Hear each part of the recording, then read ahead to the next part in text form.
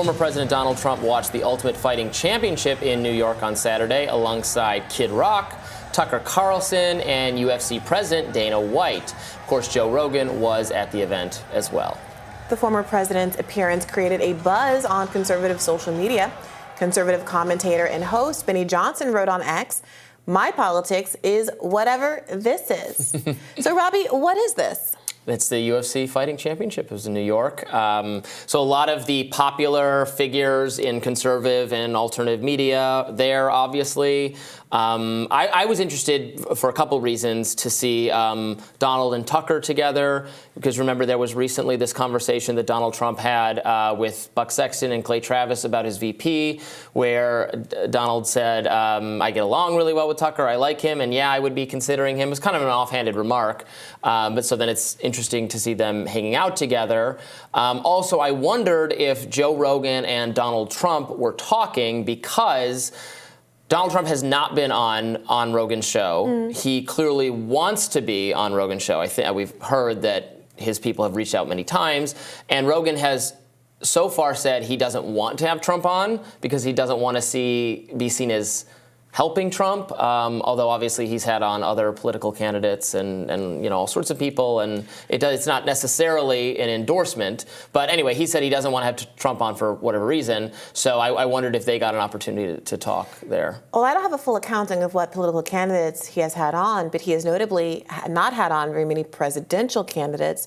Back in we had on Bernie Sanders. That's what I was about to say. Back in 2020, when Bernie Sanders went on Joe Rogan, the liberal media went crazy, accused Bernie Sanders of basically co-signing anything that Joe Rogan had ever said on his show, and turned what was a really amazing moment, frankly, in terms of getting in front of that enormous working class audience into a dark spot on the campaign. I don't think it actually was, but the mainstream media tried to turn it into that.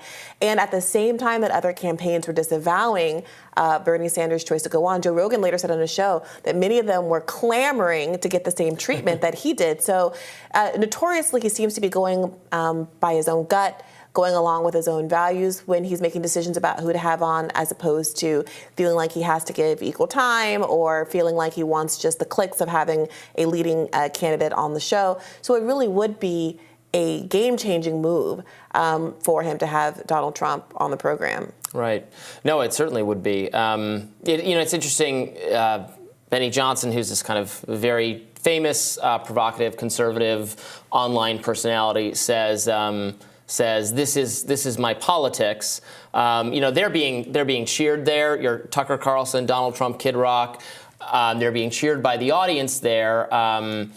It's interesting to chart the evolution in the Rogan type audience, the UFC people, people who like alternative media, people who don't trust the elites and the mainstream. These are all semi-overlapping circles. I think our show is maybe one of those circles that sometimes overlaps with some of these people, I hope. So it's and obviously Bernie Sanders, as you just pointed out, was the political figure that at one point in time in the not so recent past was the person that a Rogan and a Rogan audience was most excited about. Yet now, so would you dispute that there's an increasingly right-wing flavor of these circles, or is it a kind of is Benny Johnson wrong? Is it, well, these are not necessarily your people; these are independent people? I'm not sure I quite get the question. Is the MMA UFC the audience? Yeah.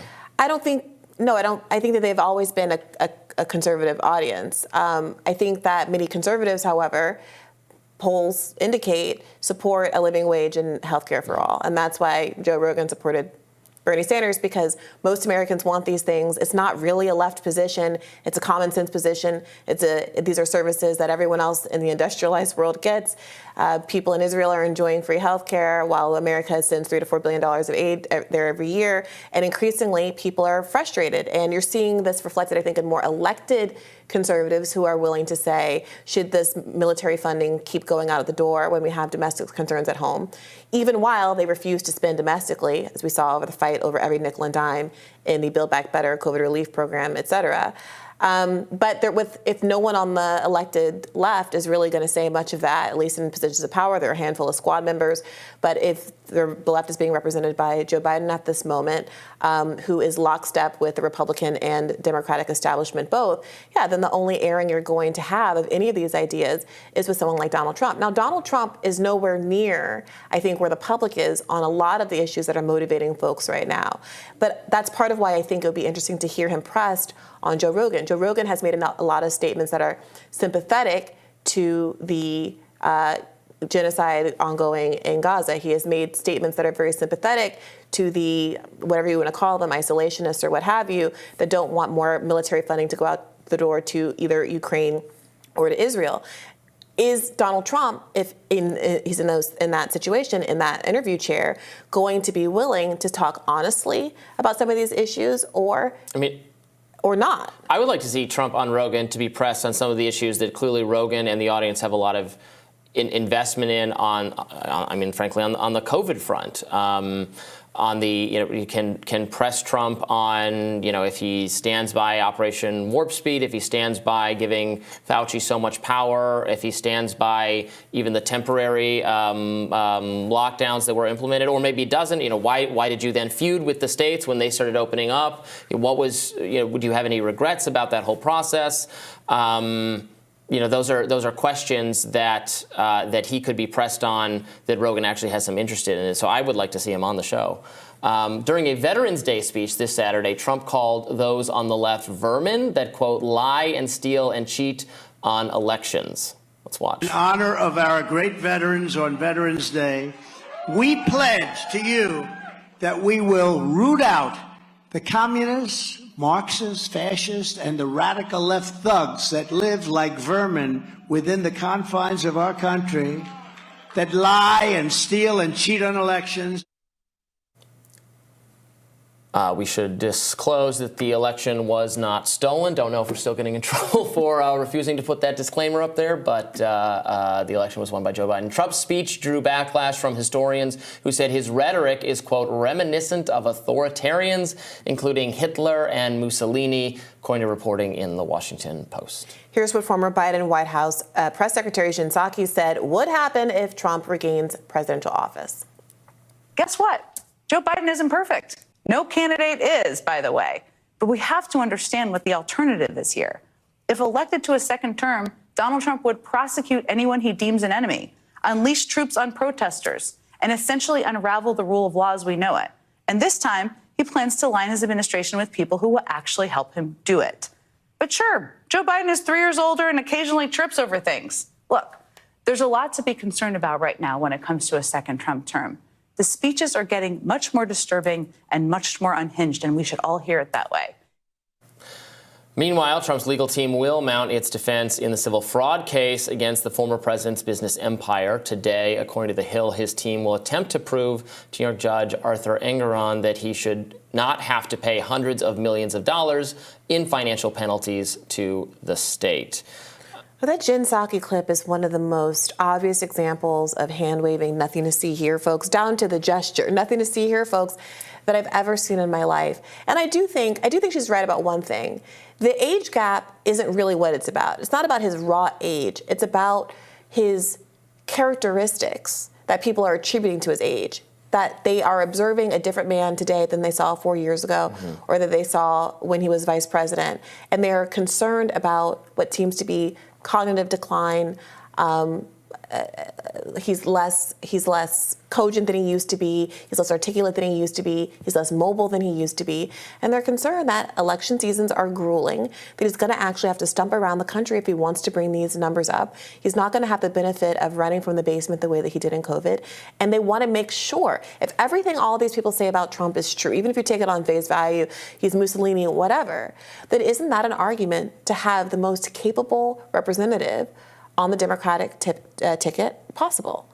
Yeah, and I saw a little preview of, I think, how many of the mainstream media are going to handle this, because I was watching CNN yesterday for just a few minutes, and when the Biden age subject came up, what they did is they had this ready to go. I think it was Jim Acosta had a reel of Trump gaffes, like a couple times in speech when he said that I think Viktor Orban was the president of Turkey rather than Hungary.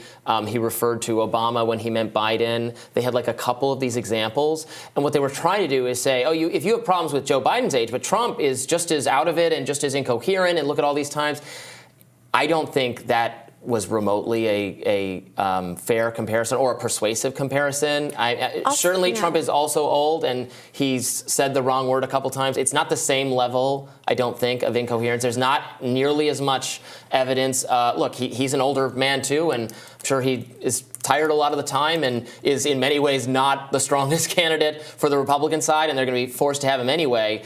But if the mainstream media is just going to approach this from a, look, they're both so old, and so you can't hold this against Biden because look at Trump, I don't think that's going to be persuasive at all. Well, I also think that who are they trying to persuade? That's the question. It's Biden's own base that has concerns about his age. Right. Saying, but what about Trump? Those people don't want Trump either. They just want Biden not to be the Democratic nominee. That's, I think, what's so craven and kind of disappointing about the response from so many people in the Democratic establishment. They're acting like they're being ganged up by bad faith enemies when it's literally Democratic core-based voters that are saying, for one reason or another, either because of his age or his stamina or his lack of being able to articulate his ideas or his policy failures or his what they believe is a tacit and explicit, frankly, support of an ongoing genocide in the Middle East, that they don't want him to be the candidate. And instead, they're like, well, what about Trump? Those people are never going to vote for Trump. These are your voters. So you have to explain to the 70-odd% of Democratic voters who don't want Joe Biden why they should feel differently and why they shouldn't blame the Democratic Party for rigging this primary system, changing the order of the states in the way that's supposed to be advantageous to Joe Biden, having him not even run in New Hampshire, not allowing there to be any debates, shutting down the primary process preemptively. If they get stuck, if it ends up being the case that Donald Trump is the president of the United States of America, why shouldn't all of those Democratic voters who have been ringing the warning bells this entire time not put the blame squarely on the Democratic Party? All right, we'll have more Rising right after this. Stay tuned.